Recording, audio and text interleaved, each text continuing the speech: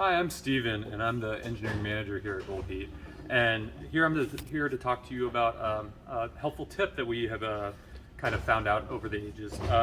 So traditionally, right, if you're going to join a whole bunch of wires together, what people commonly do is they'll use, a wire nut like this. And what you'll do is you'll take a whole bunch of wires and you will twist them all together, right?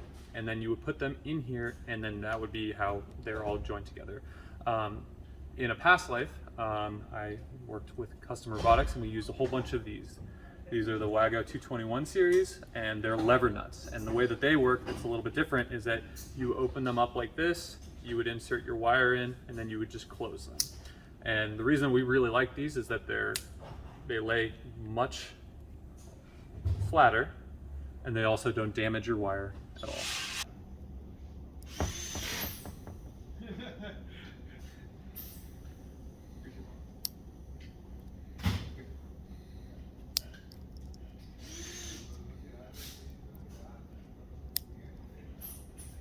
And if you have any questions at all about the product or the installation regarding Gold Heat, please give us a call at our service line. We'd be more than happy to help you.